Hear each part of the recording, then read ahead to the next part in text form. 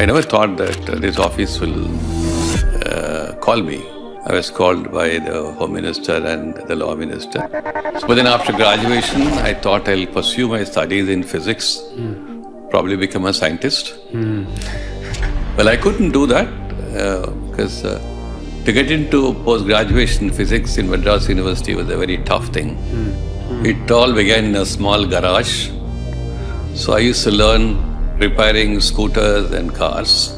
If I had gone a little ahead, probably like Arun Jaitley, I would have been in jail somewhere. Yeah. I got a call from Professor Menon that I'm coming to Madras.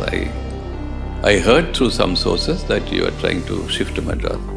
You're not going to Madras, he said. I said, so why? No, you're coming to Supreme Court. I want you to practice. I want you to come and practice in Supreme Court. I'll make all the arrangements for you. All that one can say is, you walk into this realm of law, you will find a lot of pressures.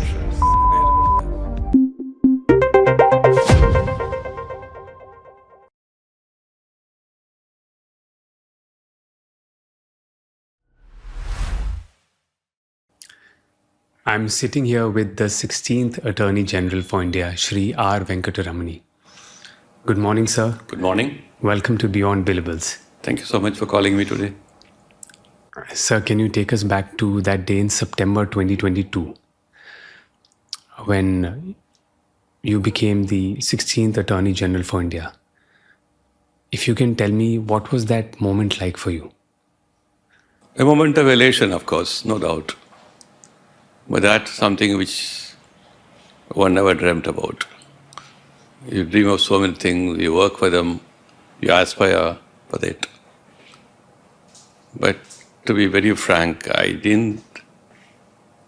never thought that this office will call me. So certainly the elation I had was very different. And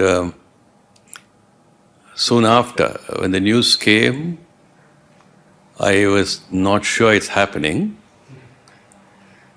because a couple of days ahead of this appointment, I was called by the Home Minister and the Law Minister late in the night around 10:30 at 11 o'clock and asked me if this post is offered to me, would I give my consent? I said, why would anybody say no to serving the nation? But they said, we are looking into so many names, so very soon we will let you know. And within, I think 2 days it all happened. It happened like a big sweep of things, right? So I was in the midst of a Krishna Water Tribunal hearing. And the third day would be the next final day. The second day, I got the appointment in the evening. But somehow when I went the next morning to the tribunal, they said, one of the judges said, we heard that was coming. I said, from where they heard it, I didn't know.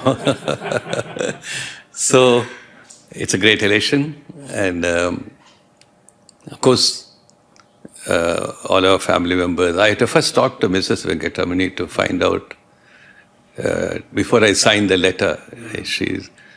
Then she said, why do you hesitate? And so family, it was a great moment for us. And elations like this are a different quality. If you're not worked for it, if you're not lobbied for it, they have a different quality. If you worked and lobbied for it, then of course you know you have managed it, right? You think you have managed it. But this is different. The humility which came out with, you never managed it.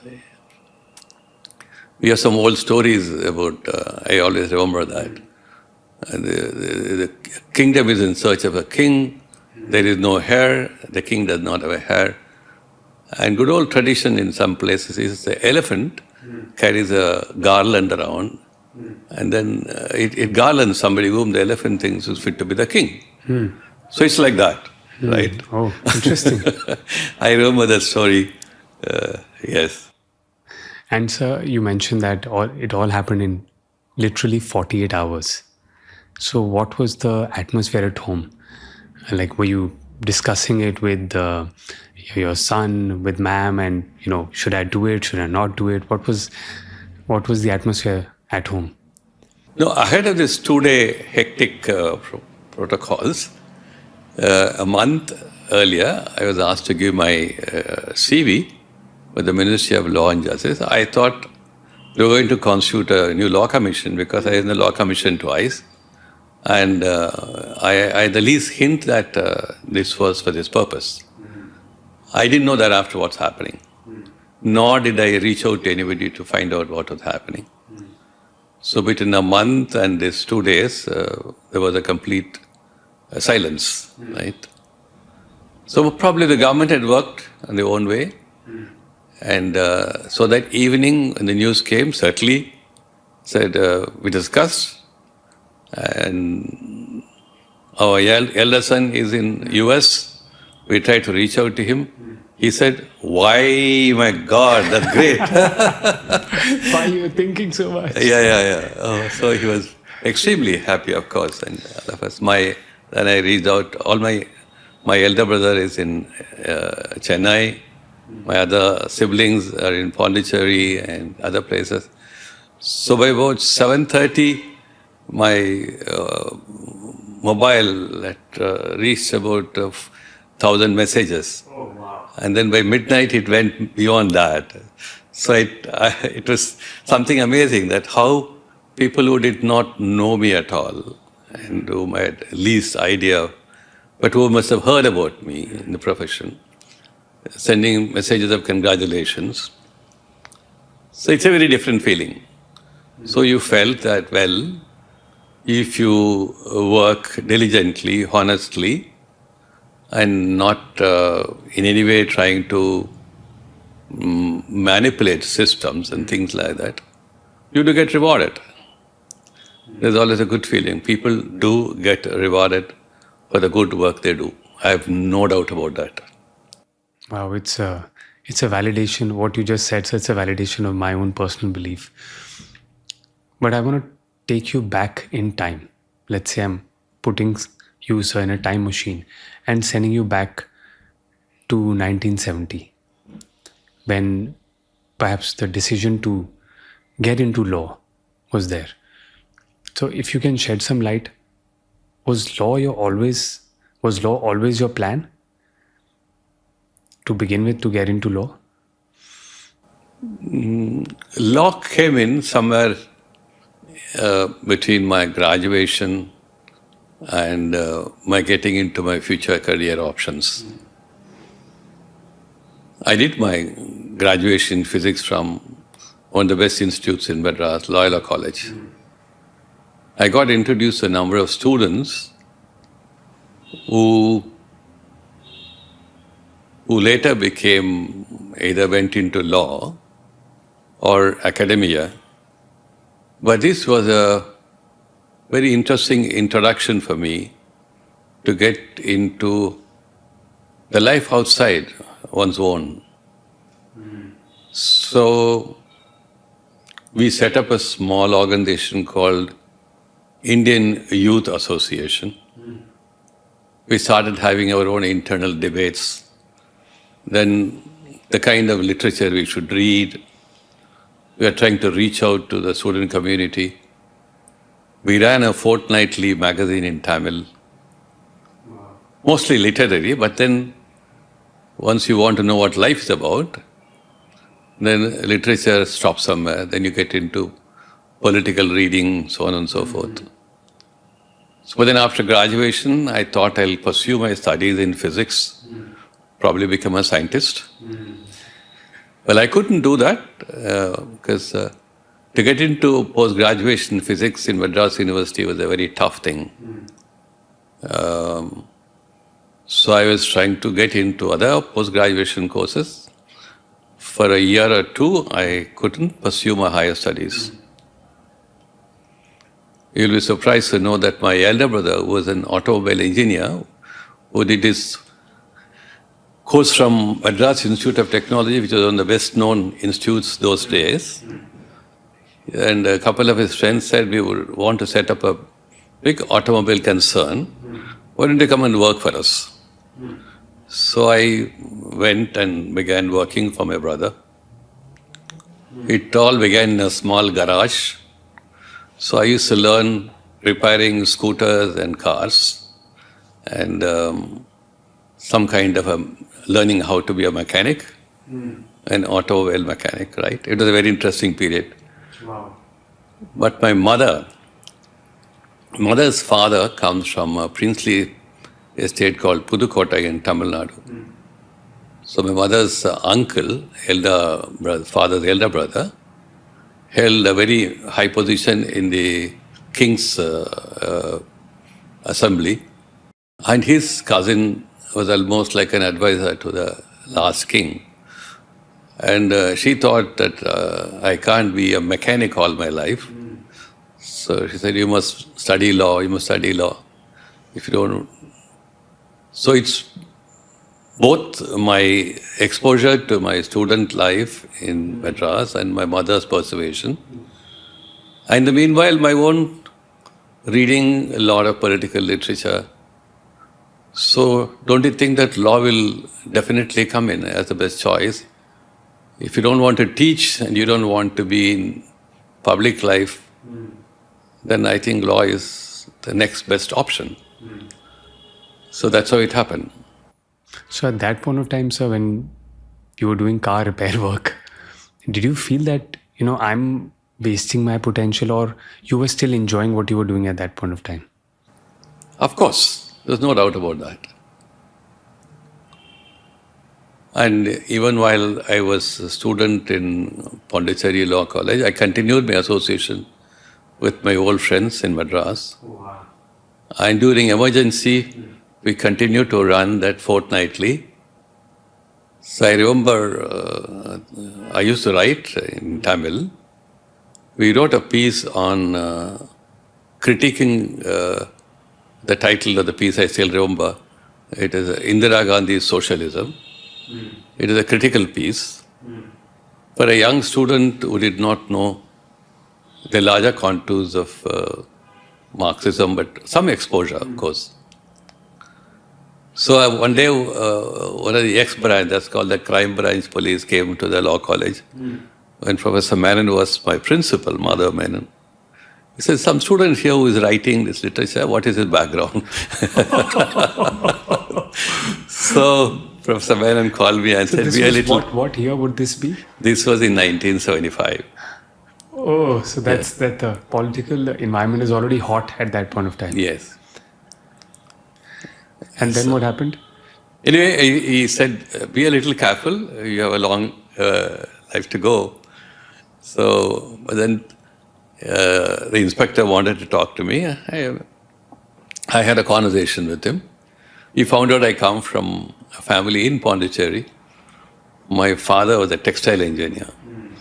And there were 3 textile mills in Pondicherry. He had worked almost all the 3 of them. And he reached a very high position in one of them. So people, being a small place, they all know. Then he said, oh, you belong to that so-and-so. Nothing happened beyond that, right? So I delightfully enjoyed that period. It was challenging. If I had gone a little ahead, probably like Arun Jaitley, I would have been in jail somewhere. Yeah. And so you went into law, but what made you decide to come from Puducherry to Delhi? That's a twist of destiny. As I said, when my mother said you must study law, I tried to get admission into Madras Law College. It was the only good option at that point of time. But I didn't get admission. For whatever reason, they were very interesting anyway. So then my brother-in-law was working in Pondicherry. He said, this college has started last year. The admission time is almost getting clearer. So he said, come and write an examination, probably try your luck. So I went for an entrance exam, wrote my exam and got admission. That's a small part of the story. about 9 months later, Professor Menon was teaching in Delhi University at that time. He had a good contact through a law secretary who also came from Kerala, right? He told Professor Menon, you must come and take over the head of this institution. So government of Pondicherry agreed. Professor Menon came as the principal of the law college. So within about 9 months after my admission there, so everything went, different when he took over the reins of the college. Full-time teachers, discipline, morning 10 to 4 classes, right? And seminars, workshops, so on and so forth.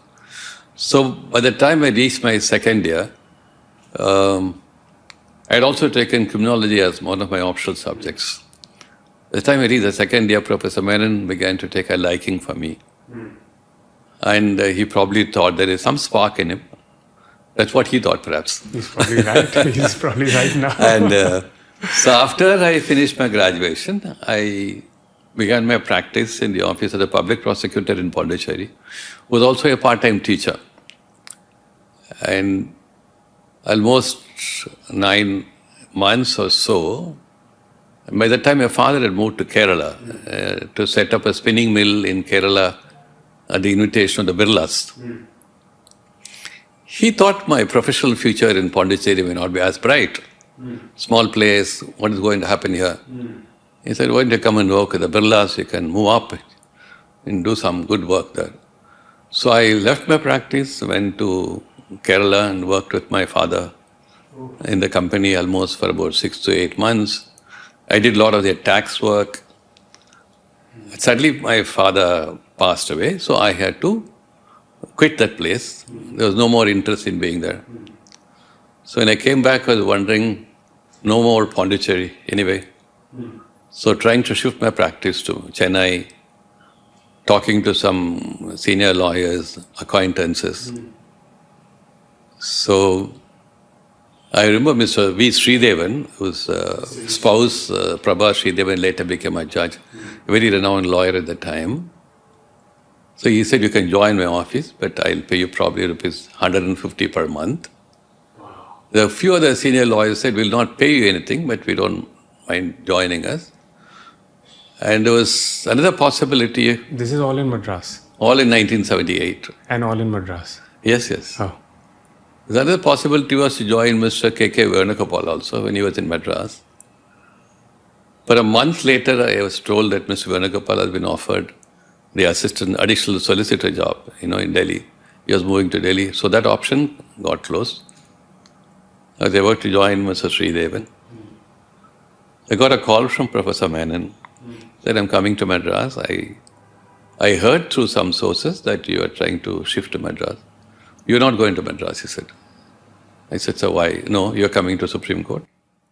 Straight away to Supreme Court. I wanted to come and practice in Supreme Court. I'll make all the arrangements for you. So then he spoke to Mr. P.P. Rao, senior advocate. Mr. Rao was teaching in Delhi University. So that's a connection. So Mr. Menon came to Madras for some work. He took the trouble of coming into Pondicherry, spent almost half a day with me talking to my mother and a few others. And I said, sir, I don't know anybody in Delhi. At least Madras, there are some family members contact. He said, you don't bother about that. You be prepared to take risks in life. What I have done, I'm telling you. So then everything else was closed. I was waiting for a good letter from Mr. Rao. Within 15 days, I got a communication from him, asking me to come and join him. So I joined in 1979. It's a small suitcase. I came all the way from Pondicherry to Delhi, a completely unknown place, a strange land. When the Supreme Court, about which you only studied, and mostly you have those wonderful book by Mr. Tripathi, who taught in Delhi University. So Supreme Court is a faraway place, right? And that's how it was. So my association with Professor Menon then continued till the end of his passing away. And wherever I go in any any law school, public meetings, conversations, I do make it a point to talk about Professor Menon. One is by way of a tribute to a great teacher, and as a personal, commitment to the values he taught while I was a student. So that's the story. So I wonder sometimes if I had any desire to move from either to Chennai or to Delhi, it would have been completely, I think, in a way, unworkable, because you need to do a lot of calculations and too many things to be done before you move. In fact, sir, when you spoke about your move directly to Supreme Court, in my mind I was thinking, normally a lawyer would practice in the local courts, High Court, and then after a few years consider Supreme Court. So at that point of time when you were being, in a sense, invited to Supreme Court, did you have that fear that, oh my God, I've not even practiced regularly in Madras High Court, I'm straight away coming to Supreme Court, so what's it going to be like? There was that feeling, but I thought it did not bother me after I landed here, because Professor Mr. Rao took good care of me. And for quite some time after I left Mr. Rao's chamber, much of my work did not come from Tamil Nadu, it came from the northern part of the country. Of course, there are occasions when you felt stressful, but given the kind of work in Supreme Court in the 70s and the mid 80s, and the number of lawyers who are there, I think one could have very comfortably navigated the competition. Today is very different. See, if I had to move to Supreme Court maybe in the mid 40s of my career, I would have found it very, very questionable to make such a leap into an uncertain future. But I should say again, Professor Menon played a very formative role in my early years. And so I didn't feel that I had to plan too many things. I think many things happen without planning. Just happen. So, sir, this is the best time ever. If there's anything in the sense of a tribute you want to say about late Professor Menon, feel free to share. What is that one value that you believe he's imparted to you as a gift from him? The role of the profession has always been, I think, ethically sound commitment to the values of law and the role of law. So just as I believed in my early years that law has a larger role in social ordering, not merely a regulatory regime, but in the larger social ordering, to bring about commitment to our values of life. I think the larger role of the profession is to be very, very close to those commitments. Beyond, of course, your professional enhancement and your professional career graph, etc. So if all of us collectively feel that the role of law, beyond those little political, ideological debates we have, is to add to the value of a life of every human being in our country and across humanity, I think that's the value of being a legal professional. So everything I say, everything I think, and everything I do must be geared around this core value. Basic, yes. And did you receive this value in some sense from Professor Menon as well? Of course. And when just a year, maybe 6 months after I came to Delhi, he took me to Justice Krishna Iyer's residence, introduced me to him. Wow. And that was a great introduction. It lasted almost the whole of our life till Krishna pass is lost. So both on the bench, I used to go and see him very often while he was a judge, but never crossing the lines of professional integrity. And then after the retirement, I think I spent lots of time with him on many public causes which he espoused. And soon thereafter, Professor Menon, I said, the formative period of my career, I got introduced to Justice Bhagwati, Justice Chinnappa Reddy, Justice Desai, and a few other judges whom I think they're wonderful human beings. One or the other of the judges that made me work, pulled me into some work or the other. Like Krishna Iyer, I had a long association with Justice Bhagwati, both while he was on the bench and thereafter.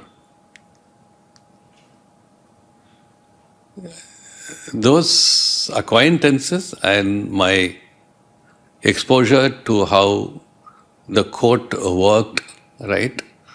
And all of us know that that was a period which is hugely transformative, the way the Supreme Court became what somebody called the People's Court, right? And that led me on to continue to be engaged in reading, understanding and reflecting on as I said, the larger role of the court, lawyers and the court in transforming our social systems, values and the polity, right? So that's how it is. Wow. Then what was that one thing that maybe you learned from Justice Krishna Iyer? We all have read his judgments.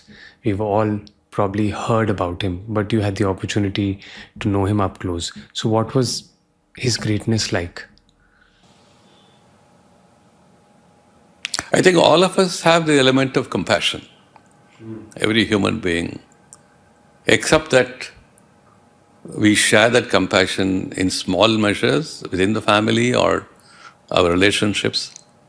But some people have an opportunity of expanding the horizons of the compassion. And for him, unlike many other judges who come to Supreme Court, he was in public life, he was a minister, he had important portfolios in Kerala. Then he was in the Law Commission. And of course, having been in the Kerala government while the Marxists were ruling there, he had his background to the leftist thinking. But I think his compassion was a little beyond that. So I could see how one can, notwithstanding your ideological or political moorings, can still be a little free from that and be able to exercise one's own discretion in management of one's affairs and life. So I could see that occasionally he was not that left liberal, but a human being with a lot of compassion. So his mind was restlessly, always restless and working on what can I do for alleviating somebody's pain? What can I do? That's a restless mind. And after retirement, he did not get into practice. He did not think that he should spend his time on earning further. So his life was full of stretching his mind and energies on what you call alleviating human being sufferings. So that's what I would call deeply etched in my mind. So whatever one does now must be in whatever measure one can to alleviate human suffering and human pain. I suppose that's one fundamental value which must inform the legal profession. And whether you do it directly or any other manner you would choose to do, it's your call. But I think all of us can do that. So that's a great value which has continued to inform life. And I'm sure if Krishna had been alive and knew that I was appointed Attorney General, he would have been the most happiest person to receive that news. Wow, sir. So coming back to Supreme Court. And one few things, like I had so many occasions when I had worked with him. In 1992, we went to Jharkhand for some human rights conference. I traveled with him. I had traveled otherwise also with him. We stayed in some good old, the circuit houses. And he didn't mind with all the discomforts you have in those uncared for circuit houses, right? And after the conference was over, we went to a village. He wanted to ride to a village and see what a village life is there in a place like Jharkhand. So after we returned, he wrote a small piece about our visit. And he said, myself and my friend Venkatramani went so-and-so, so-and-so. That was a great feeling to be called by Krishna to be his friend. I still retain that bit of article written by him. It's beautiful. So when you started practicing in Supreme Court, I read that they were doing a lot of legal aid work as well. So how did that come about?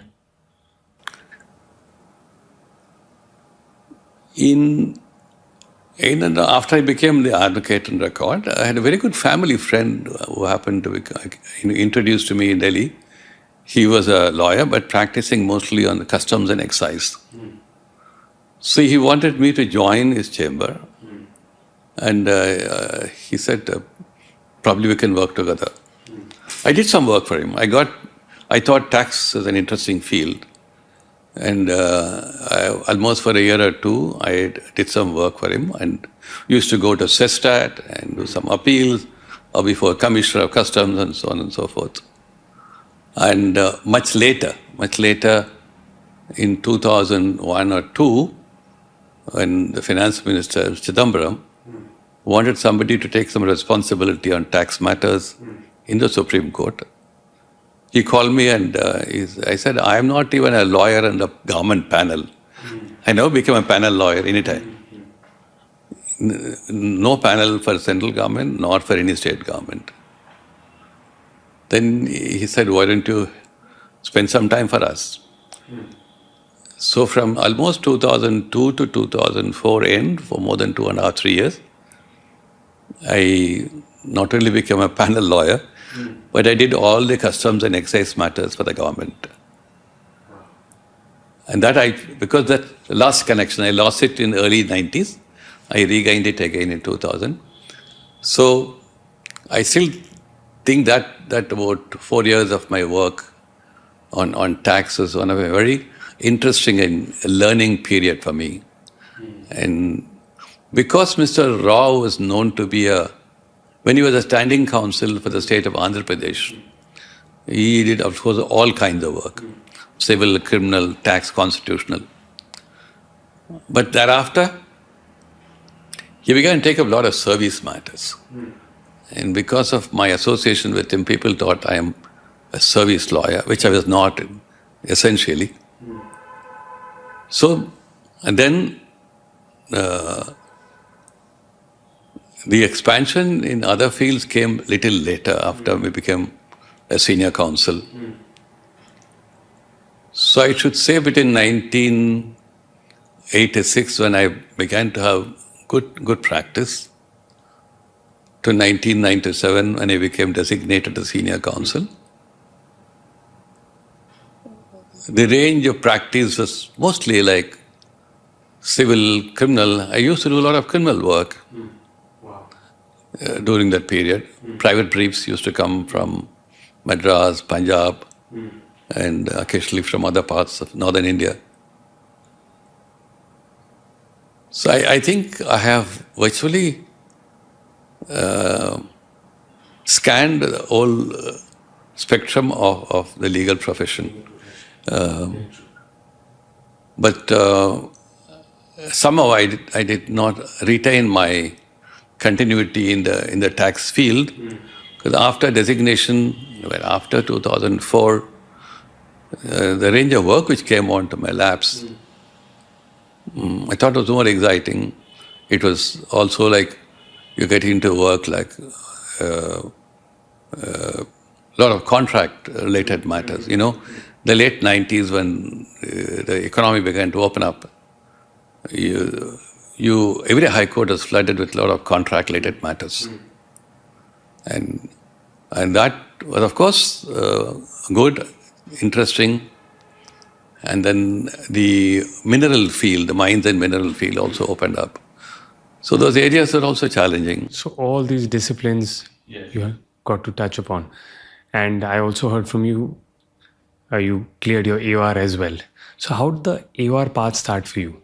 And I believe, sir, please correct me if I'm wrong, you're probably the first AG or Attorney General for India who's been an AOR as well. So how did you decide to do the path of an AOR? I think in this 80s, for anybody coming to Supreme Court, you do not have the culture of a law firm. And if you had to sustain your practice in Supreme Court, the best option was to become an advocate in record. Because the understanding and the perspective was, if you are an advocate in record, you file and you can also argue. So those days, many of us who became AORs were those who not only filed cases, but were arguing cases. So the arguing part of it would not have come to me, probably if I had not become an advocate in record. That was a system at that time. Of course, these things have changed now. So it was not a question of a choice, but it was, I think... more like a pre-qualifier if you have to be in Supreme Court. So how was the exam for you, sir? Well, my senior Mr. Rao was very unhappy. I stood third in the rank. About 15 or 16 people passed that time. And he said, "You disappointed me."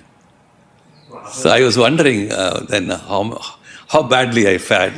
So I found out that between the first, the second, and the third, we all deferred by a margin of half a mark each. So that was a solace. So, I mean, now I know that you come from a chamber with very, very high standards. Of course. And sir, so let's speak about and double click on the designation part also. You were practicing, doing lots of matters in Supreme Court. I know back in the day, there was a culture of being invited for designation rather than applying for it. Today, as you see, there is a entire application process with criterias. So for you, what was that like when the time for designation came? Some parts of my life I never shared with many people. There was an occasion when I was offered a judgeship in the Delhi High Court. For some reason, it did not happen. Interesting. It took a time before I found out that it's not likely to happen. So by the time it was happening, I had shared a lot of my briefs with some of my colleagues in my chamber. So when it was not happening, it was like kind of again, getting back into the grooves. One of the judges was known all about this. So Justice Jeevan Reddy. Yes. So just one day he called me. This happened almost a year and a half after this so-called calling, the abortive calling. He called me one day and said, "Are you not interested in being designated?" I said, "Sir, I've never thought about that." This is after when the Delhi judgeship did not materialize. So I said, "I never thought about it." He said, "Now that I thought about it," that's the way he put it. I really like his way of calling me. And he thought I had lost heavily in that judgeship calling not happening. And he also thought that that not happening was a loss to the institution. He said, please give me your CV, and we want people like you to be acknowledged. Then I told him, well, sir, that's very good. But when I worked for my AOR examination, I had devilled also in the chamber of Mr. M.S. Ganesh. And I said, he's equally intelligent, equally equipped.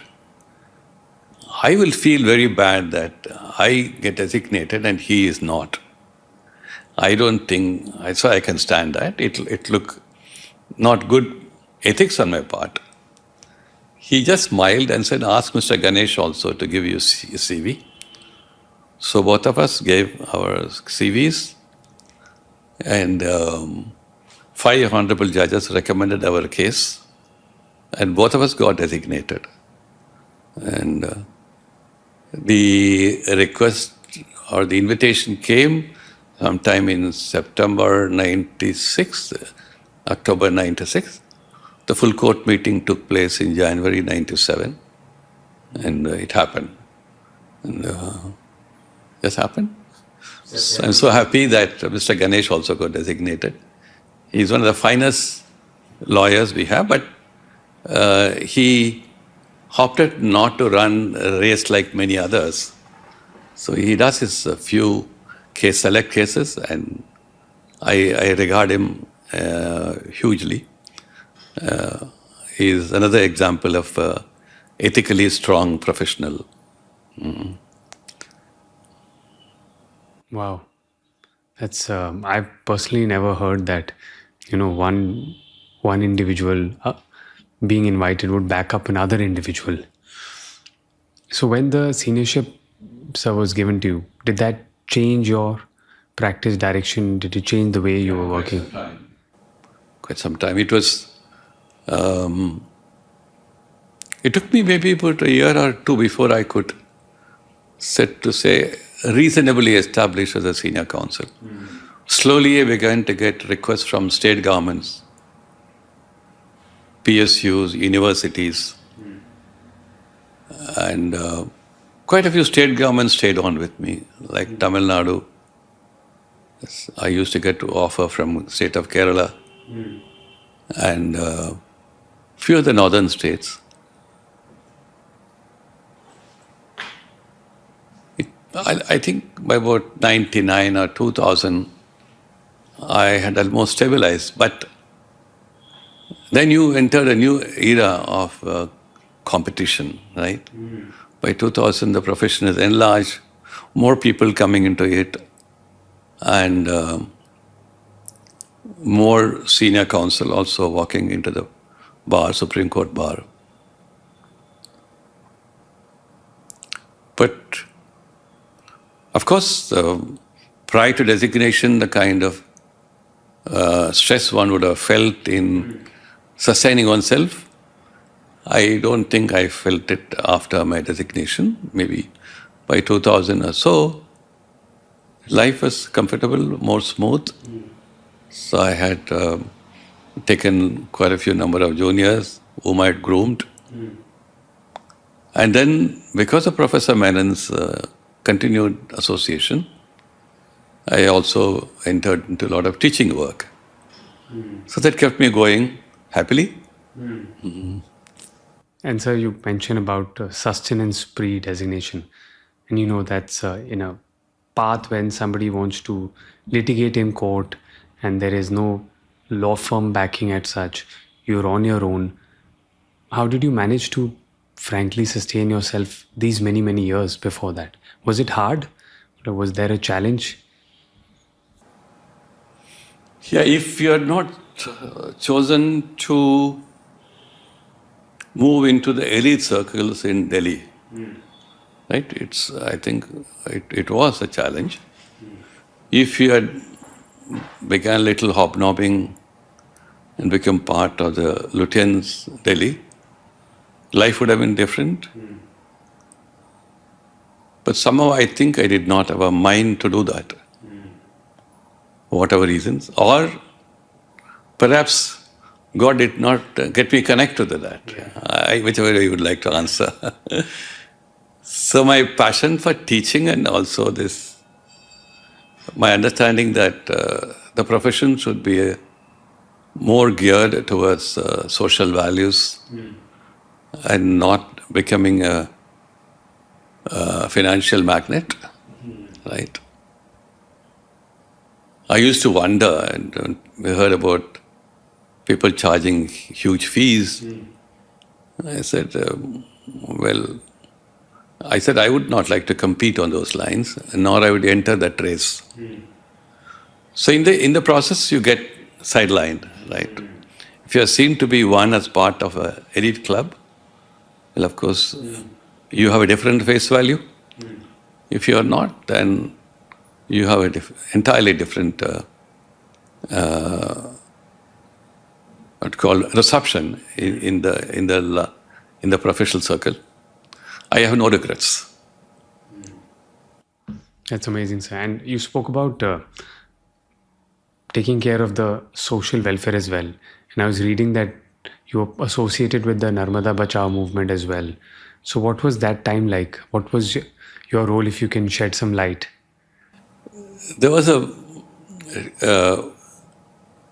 very renowned advocate general in Madras called Mr. Govind Swaminathan. His family belonged to that family called Captain Lakshmi, was part of Subhash Chandra Bose, army. So his daughter, Srilata Swaminathan, studied in JNU. Somehow she got introduced to me. From that introduction, got so many other introductions. She was working in Rajasthan among the tribal people. I felt, I admired the kind of work she was doing, not because of only the ideological perspective she carried with her, but more by the way the work she was doing. So through her, I got introduced to several people. And then I also got introduced to a social service organization working in Rajpipla at that time. Rajpipla is near Bharuch.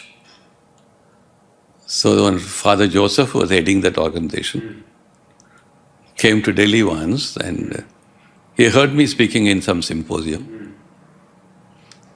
Next morning he came home and said, we want to set up a free legal aid center in Delhi. Would you like to take charge of that? So I asked Mrs. Venkatramani. Our first son was born by that time. She said, yes, we should do that. So we took over the charge of that free legal aid center in Delhi. That got me introduced to Narmada Bachao Andolan and many environmental groups working in the field of environment. Like Aruna Rai was working on right to information in Rajasthan. So,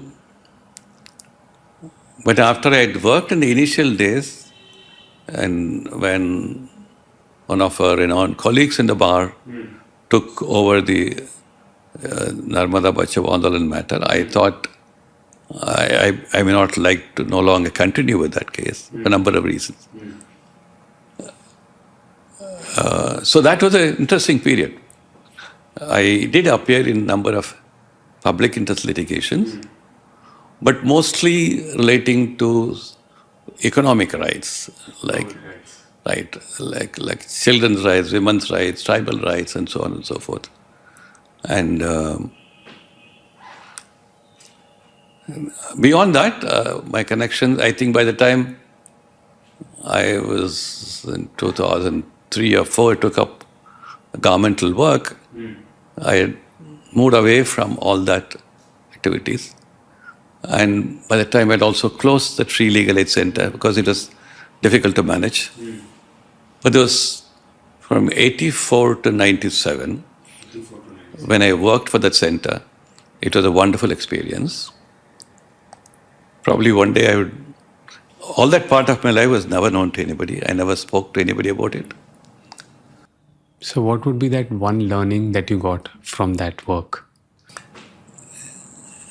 I think it's a very complex thing in the sense that how do you position your professional career in the larger social, political milieu and offer your life and services to a social transformation process. If I had not been exposed to this free legal aid work, I would have been a middle-class lawyer or an elite lawyer. But this exposed me to the larger realities of a life, of a country. And therefore, where the law is yet to reach, or the reach of law is still deficient. So I think that's how I gather my life around that period.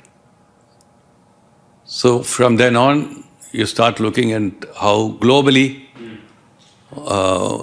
social, political, ideological changes happen, how you look at a global perspective on many of these things. I value that period immensely.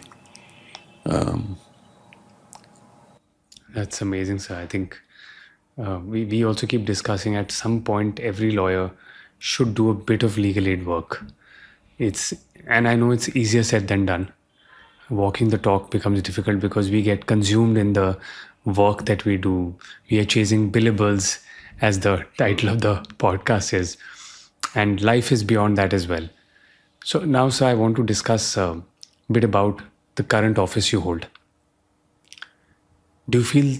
I must also mention around that period, because of my association with Justice Bhagavati and all. So we have the National Legal Service Authorities Act. I played some small role in the drafting of that legislation. Oh, wow. And as I was a member of the Supreme Court Legal Aid Committee almost for 3 to 4 years. And that led me on to some more drafting exercise later. So it's like dots getting connected. Right. And you were part of the Planning Commission as well? No, it was Planning Commission those days had small groups. They had set up a working group on welfare legislation. So I had worked for about a month or two and giving some concept notes on looking at our contract labor law and quite a few legislation relating to labor, like minimum wages and things like that. And was it around that time or subsequently that you were doing some work for the Law Commission as well? Later. Later. So how did that happen for you? It's very difficult to answer that question in the sense, again, it's a judge's perception. So what you are capable of doing. So I think it was Mr. Veerappa Moili's period as a law minister. So they were constituting the law commission. They were looking for some part-time members. The number of people whom they had picked up are all either party affiliates or something like that, or some acquaintances. I had no party connections to any party at that, neither then nor even now. Justice Venkatramani was chosen the chairperson of the Law Commission at that time. I believe he told Mr. Meili, I want so-and-so to become a member. So that's how I got in. That's a story I don't know how far it's true, but that's how I got in as a member of the Law Commission. In the second term, when Mr. Ashwini Kumar was the law minister, so he said, I want you again to become a member here. The second term I got in the Law Commission. Both terms proved to be enormously fruitful, and it sharpened your understanding of how to make good laws and what legislative exercises can invite or easy reception or become problematic. So you could see how the lawmaking exercise from not being inside a parliament, from outside. So you could see all that. That again is a question of sharpening your understanding as how to read a law, connect it to the values, the social values, the political values, and how best the law can shape and transform social imaginations and social ideas. Wow. So again, a very different experience, which I guess would also help you become a better lawyer. Of course.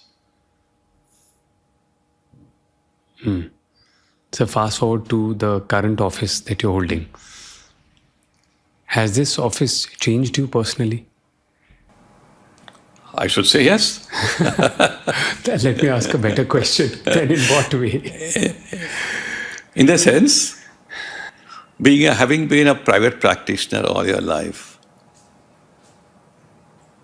your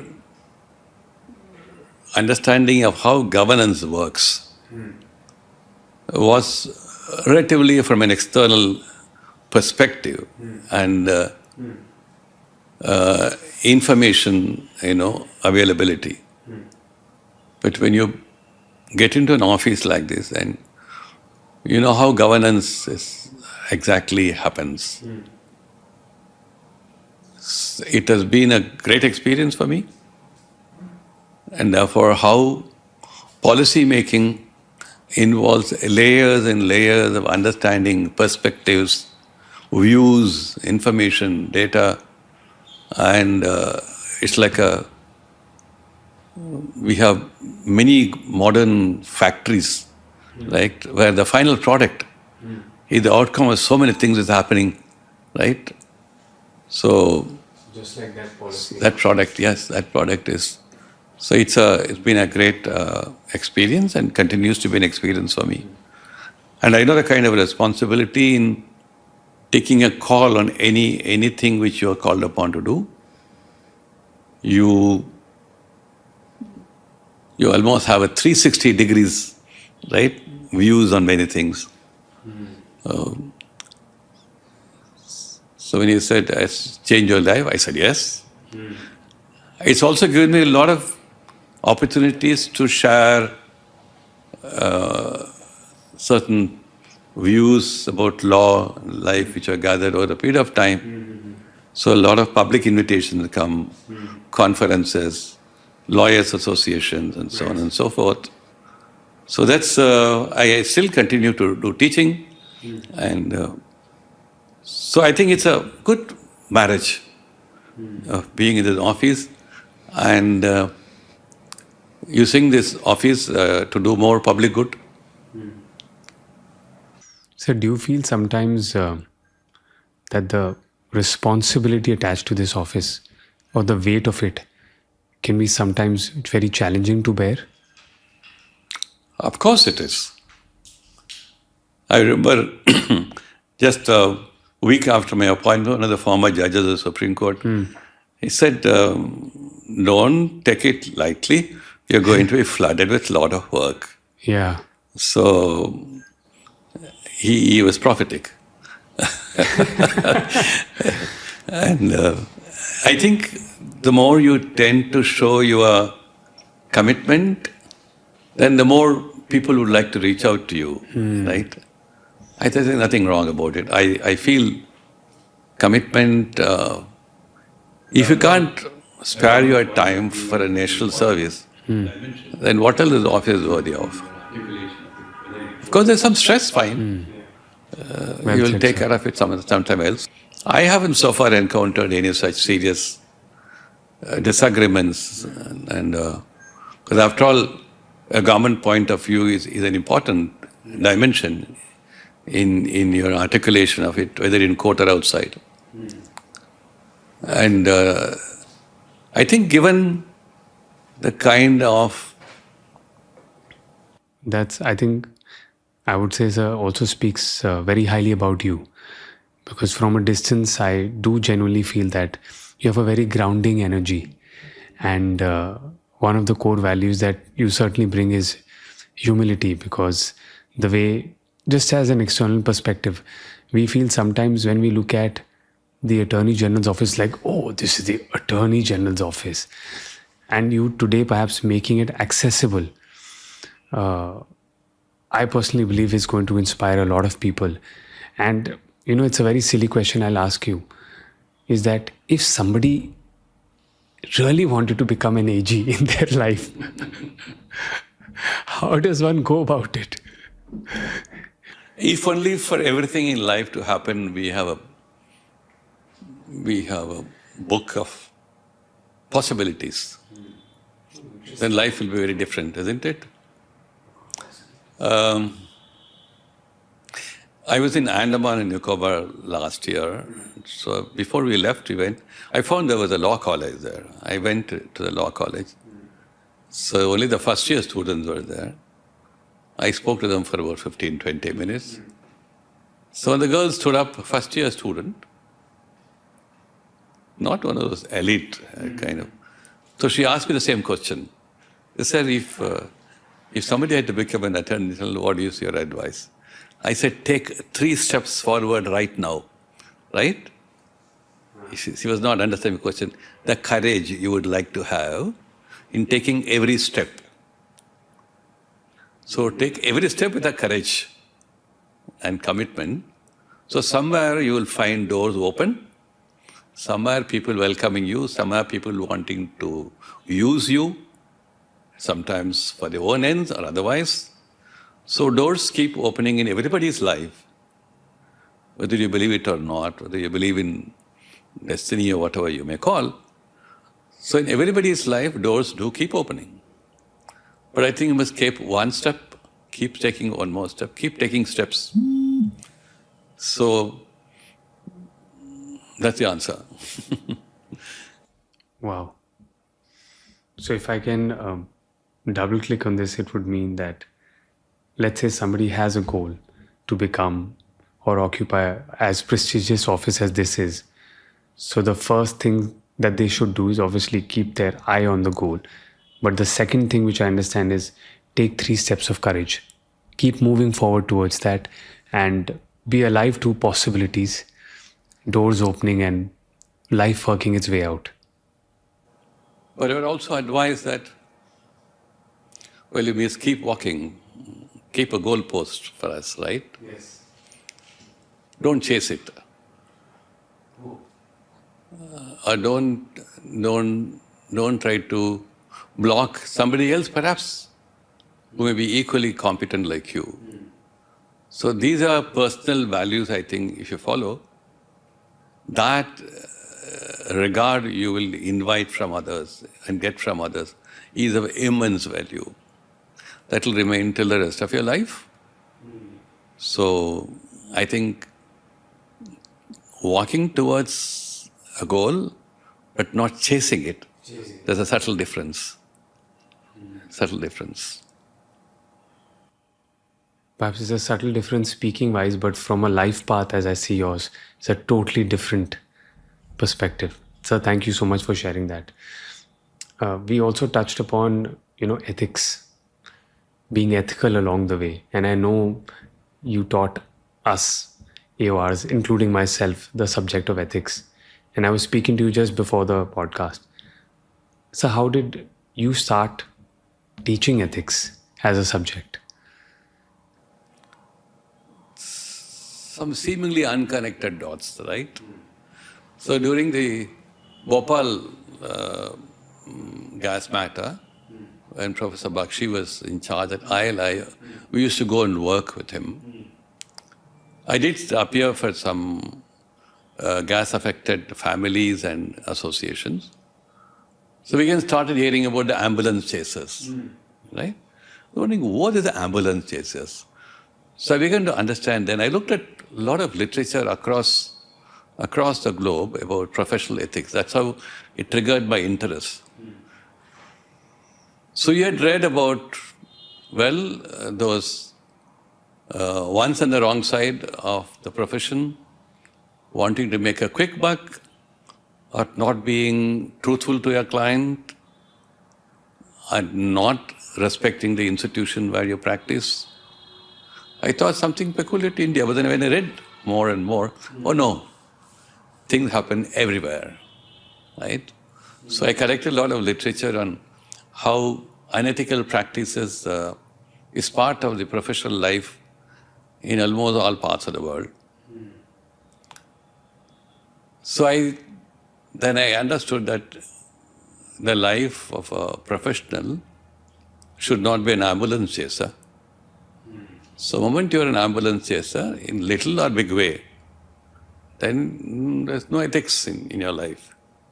So the ethics of your life, personal life, like good values you would like to practice as a human being, how are they disconnected from your values as a professional? They are not.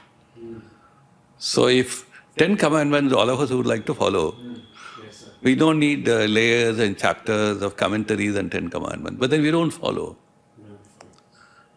For as more and more people now begin to enter the profession, they're called what's called the exciting dimensions of making big money or quick money is a trap. So it could be a trap.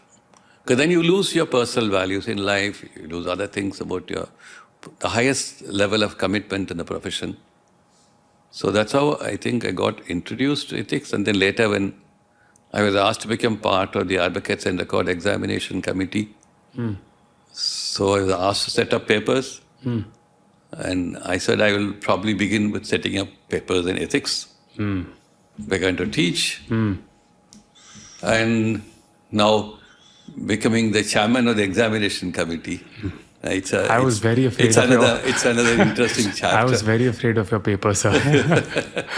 It required a lot of depth, very hard to get it in a short period of time. So, sir, if let's say someone's listening to us and they're entering the profession or they're already in the profession, and if you were to tell them, what makes the ethical spine of a lawyer, what are the things that they should do or not do, what would that sound like? There's not only one thing which a lawyer should and should not do. There are quite a few things. When I said, if you practice all the values in your personal life and try to connect them and weave them to your professional life. And secondly, be imaginative. Be imaginative. Let not your imagination die. Let it flourish. And imagination for what purpose?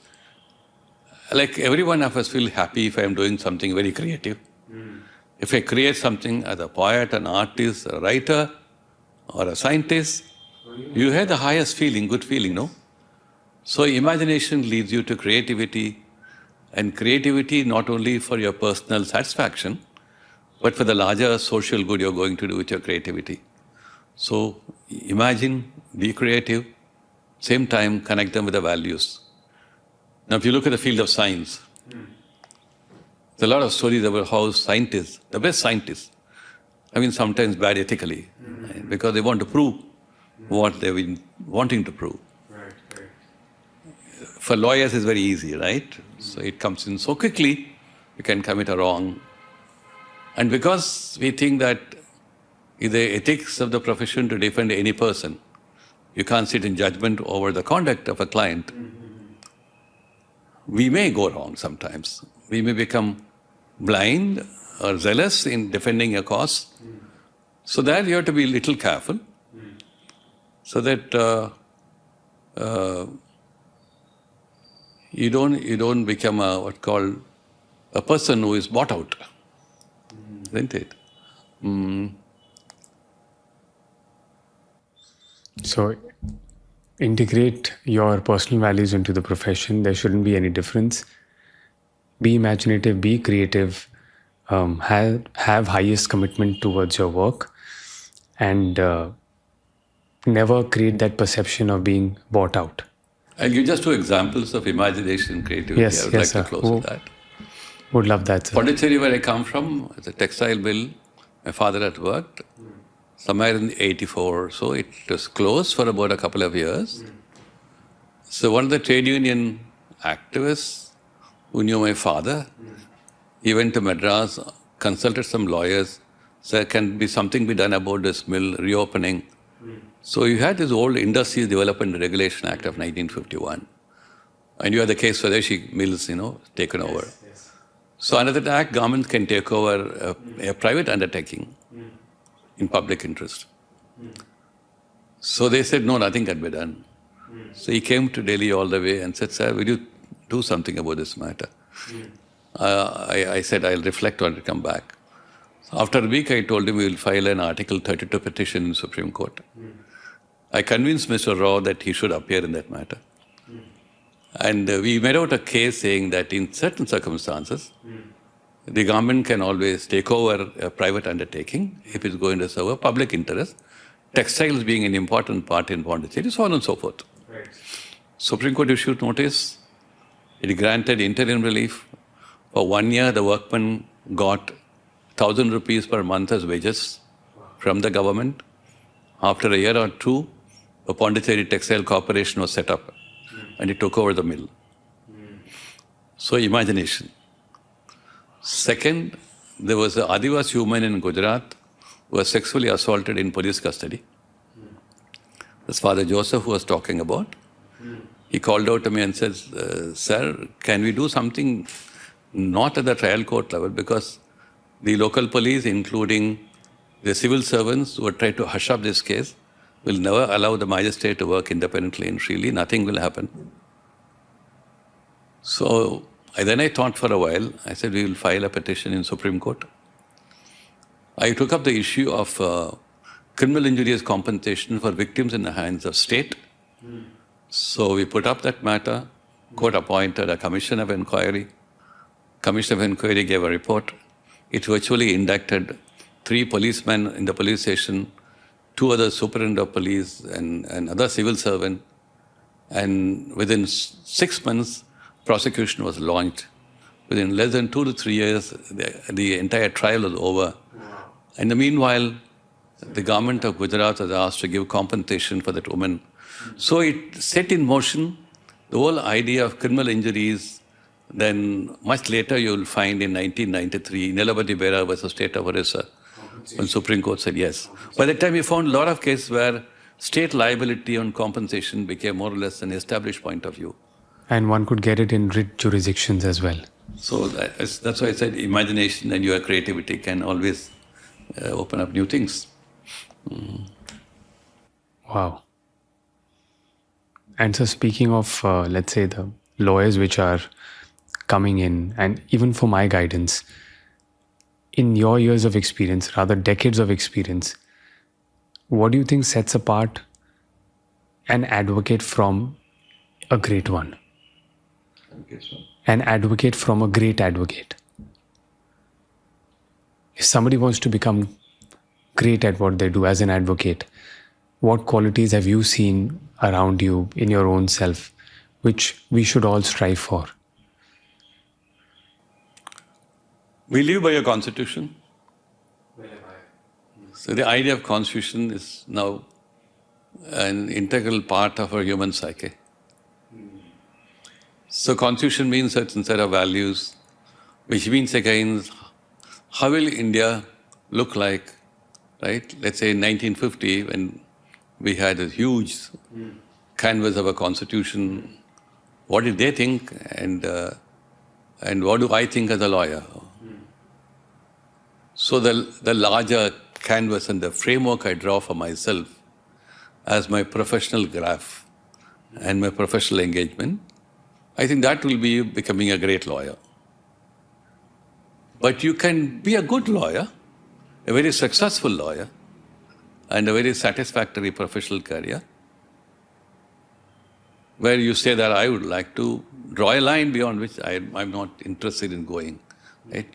You may have 100 briefs, but it is not the quantity or the number of briefs you may have, but the transcending the area of your work and looking at the larger social relevance of the profession.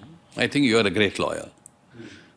I think post-1970s, after emergency, many people who moved from Bombay and Chennai to Supreme Court, many of them you can count their names, Soli, Fali, Venugopal, and some lesser known names, not part of the liberal camp, like Mr. M.K. Ramurthy or Mr. R.K. Garg. And they were all great lawyers. And my own senior was a wonderful lawyer. Yes. Such a professional commitment. So they were looking at a larger picture, not merely a professional engagement as a professional. They went beyond that. And so when you say larger picture, for my understanding, it's how India should look like or what India should be in the next... It's a challenging job, right? But as long as you're committed, I think it'll lead you somewhere. It'll lead you necessarily somewhere where your intelligence, your understanding, your experience, and, as I said, ultimately your commitments will be in demand. So therefore, if all those things are in demand, then you become a great lawyer. You can be otherwise in demand. And sir, if you talk about skill sets, arguing before court, court craft, etc., what do you think are the main skill sets that any lawyer who's entering the profession should work on to build? Like? For example, sir, like reading judgments, or improving your legal acumen, or let's say practicing your articulation before a judge. How does one do that? So just like that, some of the skill sets which set apart, in my personal view, a good lawyer or an average lawyer from a great lawyer. So just like that, any skill sets that you believe that beyond just legal knowledge that a lawyer should have or possess today? Looking back in my own life, I think I did not confine my reading only to the realm of law, right? And even there, I remember I was telling my son when he became a student in Symbiosis, you must read original books. I used to be very strict with him. What does that mean, sir? Like you read Rose Capone, you read Hart, you read all those great jurisprudence, scholars of jurisprudence, you read their original works, read and read and read, right? But I think I went beyond my reading in law. I used to read a lot of literature, social sciences, political science, history, and reading of literature gives you a lot of understanding of how human beings think in different civilizational contexts. So you'll find, for instance, a Russian literature like Tolstoy and Dostoevsky, you will not find it in English literature, right? And so some part of German literature is different. So our own Indian literature is full of, do you take the two epics? They are stories and stories and stories, but full of moral, elements. So reading literature also is important for a professional. And that adds some kind of enrichment in articulating your views, adding a little embellishment, a kind of richness in the quality of your articulation, and how thoughts and ideas get woven into your mind is also probably conditioned by the kind of reading you do, right? They say that reading is food for the mind. Absolutely. So what literature have you enjoyed the most, or which has shaped your thinking? Any example that comes to mind? Very difficult for me to say that, but Because I know you read a lot. but I said while I was a student in Loyola College, I was exposed to Russian literature. That's a very serious kind. And when you go through, please take it there. I'll put it off. When you go to US literature, right, it's very different.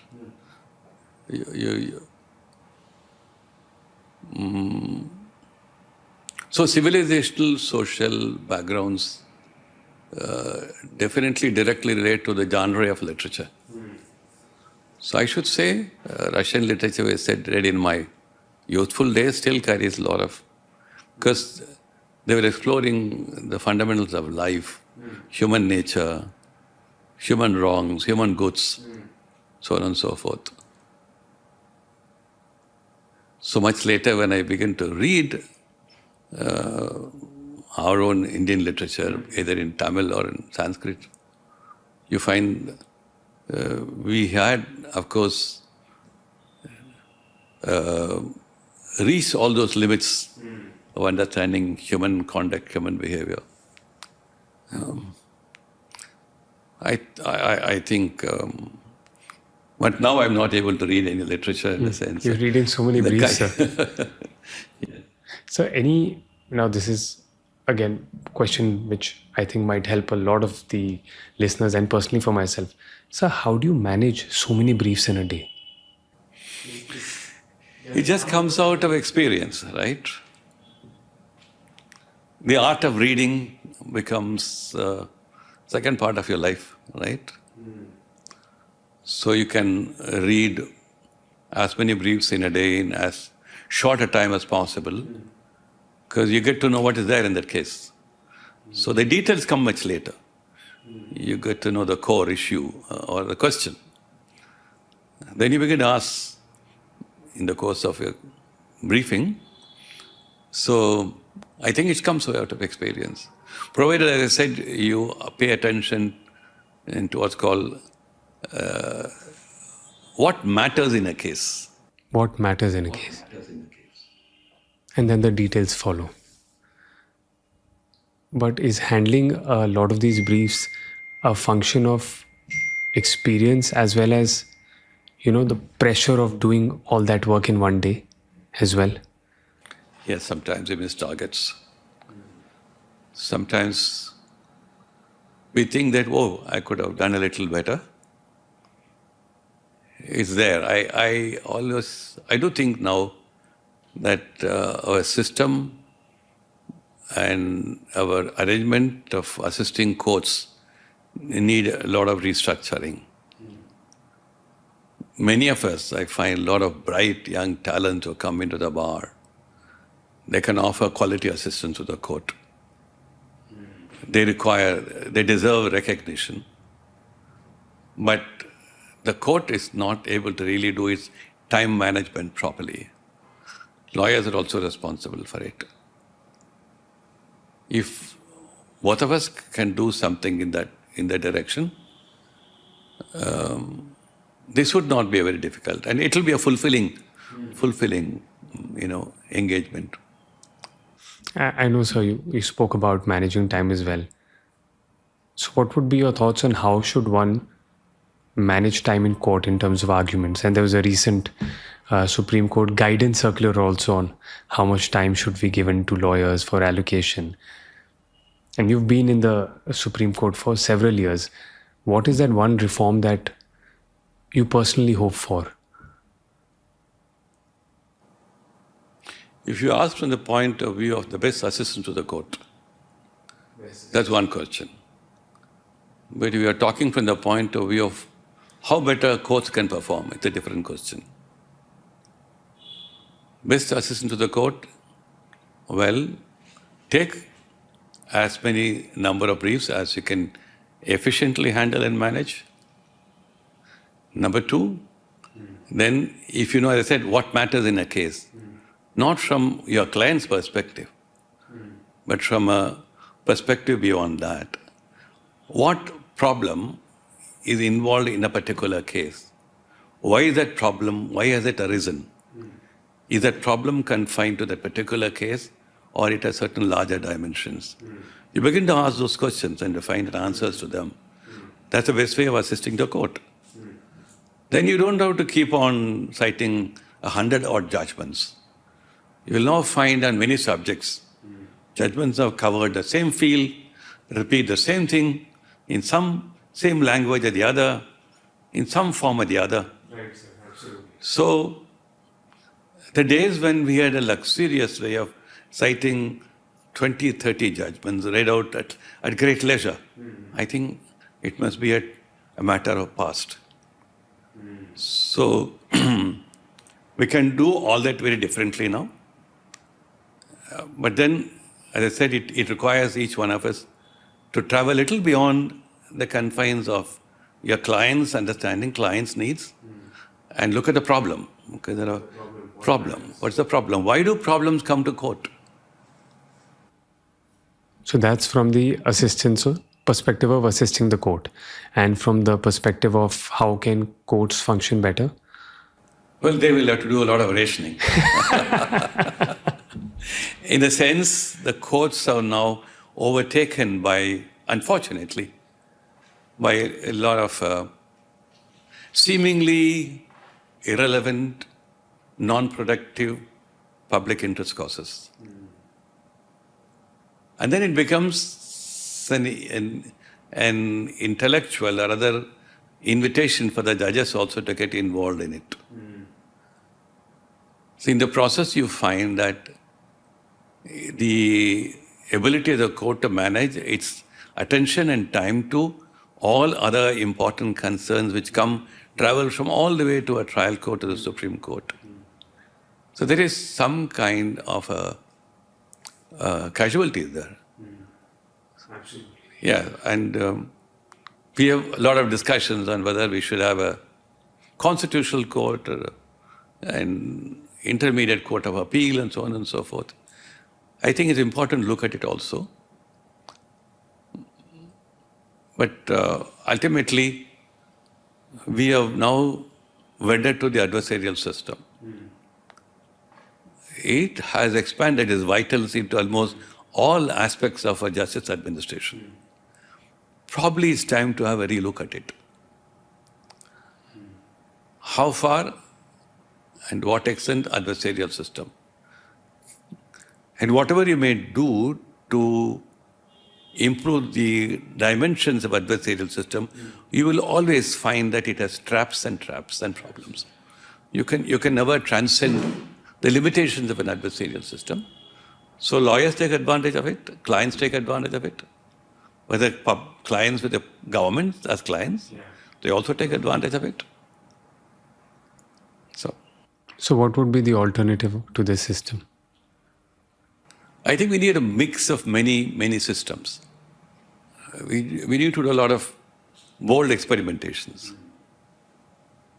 And for that to happen, to stabilize, and before it stabilizes, we will probably encounter again questions of integrity, ethics, and deficiencies, too many questions.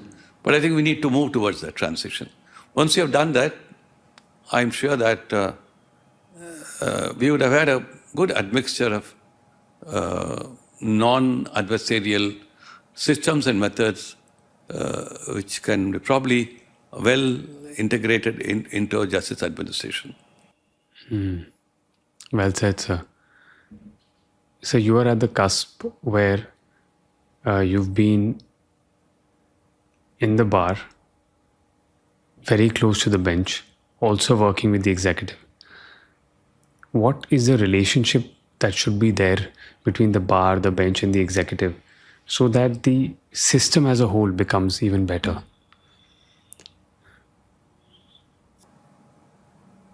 Let us not write big treatises on this. I think if you forget basic human values, any amount of rules will not work. When you talk about the rules of the Bar Council of India, they are just rules. So any of the rules, right? There can't be a set of maxims and rules which will dictate how we should conduct our affairs, particularly as a common engagement in producing quality, administration of justice. There will be tensions. Governments may have, executive may have their own views, because the policies have to be defended. But as we recently saw last week, a very important initiative by the government in looking at the national litigation management policy. Yes. The conference was it's an eye-opener. I'm sure while we move into this policy, effective policy implementation, the bench and the bar will have to be necessarily drawn into it. So it's like a triangle. So all the three ends of a triangle will have to play their part. And the one end goes somewhere and then the triangle collapses. So I think that's a very important initiative. The more we could pay attention to it, the bar, bench, and the executive relationship will also improve. Whatever social media may write about, right, on what's happening in some aspects of governance, Maybe let's welcome it, but then to go all hog with the social media perceptions could also be problematic. So I came across the title of a book on social media, right or wrong, I don't know. It's called The Evil Media, right? Evil Media. A very interesting book for a social media. It's both good and bad, right? And so how do you personally see artificial intelligence playing a role in all of this? We should be very careful. We are, I think, exaggerating its importance and relevance.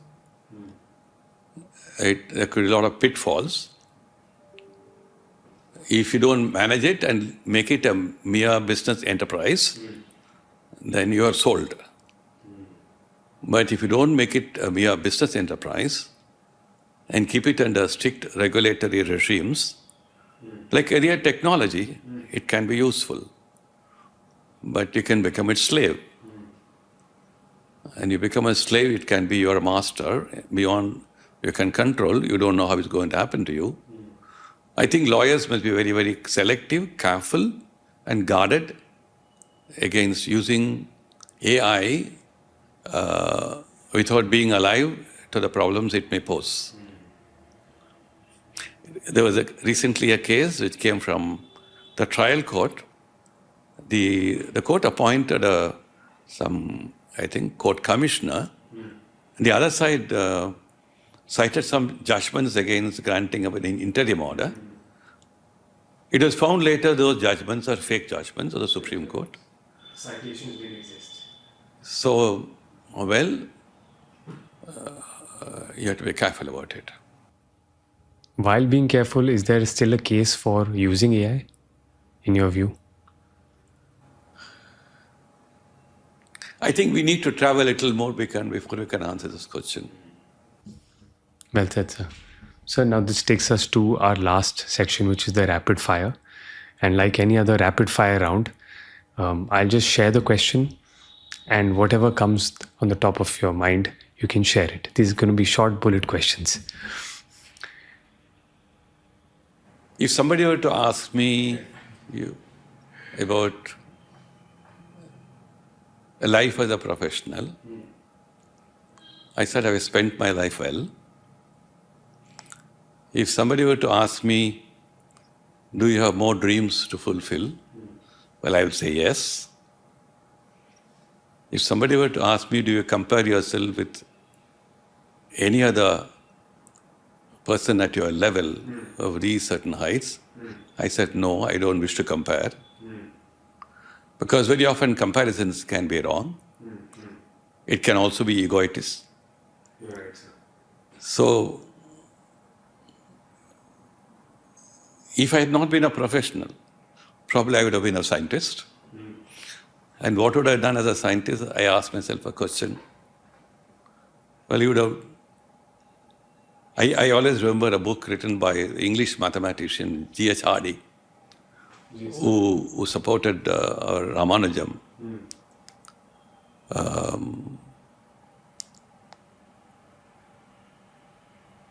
That book always remains in my memory. The Apology of Mathematician, something like that, the title. So scientists sometimes fall into errors because they think they have discovered something momentous. But that feeling can blow up your ego. It can hide your understanding of reality. I think that's one aspect which always reminds me. Very true. So therefore, when you talk of life, humility becomes part of your life. So travel with humility, live with humility, and practice humility. Well, you go to sleep fairly well. And so what has been the role of ma'am, Mrs. Venkatramani? Indispensable. My life would have been not the way it is if she had not joined me as my life partner. Wow. She was not a graduate when we got married. After our children were born. Professor Menon, who was always with us, he told her one day, "Why are you sitting at home? Go and study law." So she did her graduation from Osmania University in one-time sitting, cleared it, and then got admission in Delhi University Law. And she did pass with a second class, and occasionally not going to the classes, right? And very often remaining absent from classes because the children were to be looked after. So Professor Menon told her one day jokingly, "Well, your class is at home, your husband is there." How did both of you meet? It was an arranged marriage. And both of us have come a long way. And so in public meetings, I do keep acknowledging my great life with her, saying she is my editor-in-chief. Wow. And she chides me for public acknowledgement, but then I said it must be done. And even today, his age. So I'm apologizing to ma'am for bringing her up. Yes. She would have loved to be here. Probably she would have corrected, edited my responses to your questions. And sir, I've been to your office. I also feel that you've had the gift and attention of spiritual masters as well, your gurus. I know that's always been it's a very personal thing for anyone, but has that improved your life, having a guru in your life? I should say so. If I had remained with what I may now call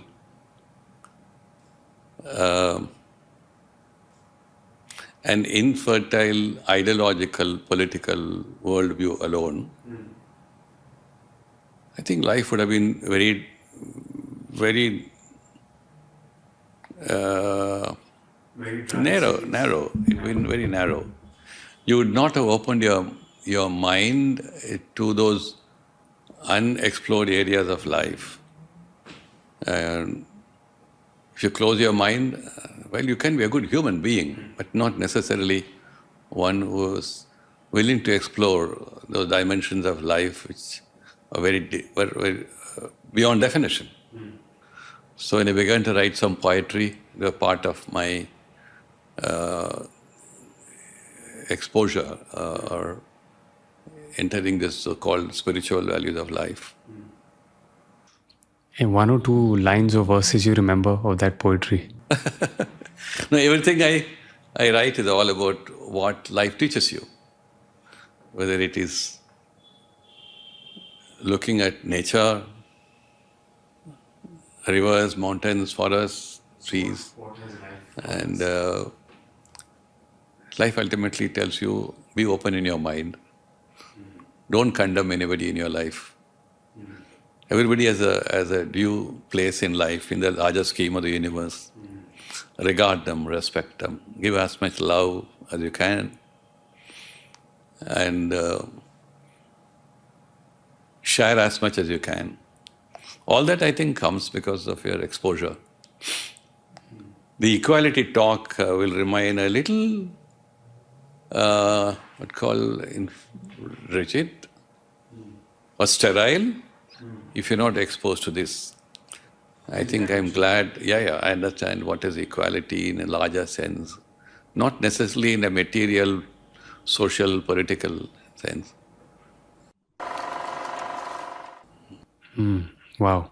So a few quick questions for it's called the rapid reflection round. I'll pose a question. It's going to be a short question. Take a second and whatever comes to mind. One quality every advocate on record must possess. Well, that every wisdom, called. We have a lot of people who give wisdom around us, isn't it? They all tell you give the same answer. Our parents have told you that as you begin to walk, You fall, you learn. Simple as that. But if you don't learn, you keep falling. So what you learn is important. What you learn from the failure is important. It could be about you, it could be about something else. And so that's important. One book every young lawyer must read. Well, that's a difficult question. I know it's a tough one. That's a difficult question. Something that you would have read back then.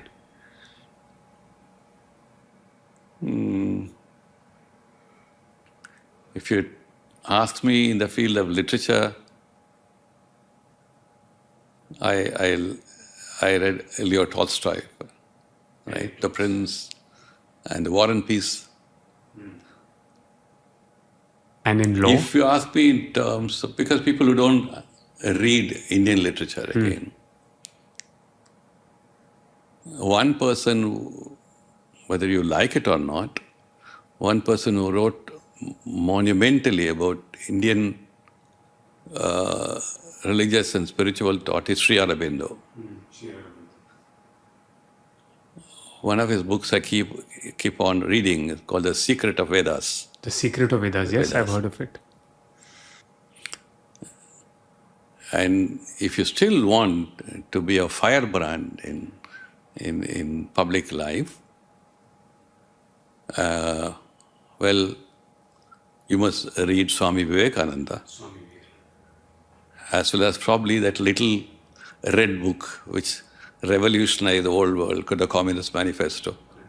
Right? It's a wonderful piece of literature. You may not believe in that, but it's a wonderful piece of literature, which stirred a human imagination for long, which stirred it maybe on grounds which no longer alive, no longer relevant, but it stirred.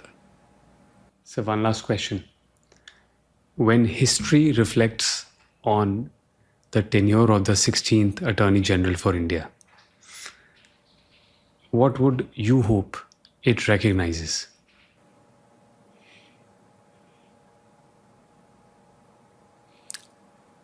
Firstly, I thought it important to raise the platform, the working platform of the Attorney General, and to expand it a little beyond the court work. So how do you do that? So by constantly sharing your thoughts and views in public platforms and in public engagements, and the importance of the role of this office and how it can contribute to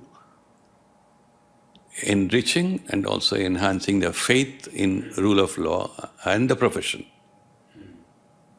So I think if I am remembered for that, I'd be happy. Sir, that'll be a great honor. Sir, it was an honor talking to you. Thank you for gracing us on Beyond Billables. If there are any last words you want to tell to the audience, to your family members, to my friend Andy, anything, it's all yours. After this very intensive question-answer session, sorry for that. And then after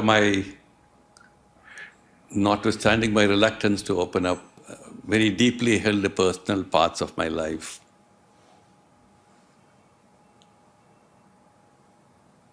all that one can say is, you walk into this realm of law, you will find a lot of treasures available there. So look at those treasures, catch them, live with them, and make them available to as many more people as possible. That's my final reflection on my talk with you today. But let me say that if somebody were to think my life is important, it can be important in a small way, in a big measure. But the moment somebody thinks that it's important, then your life is not important. Wow.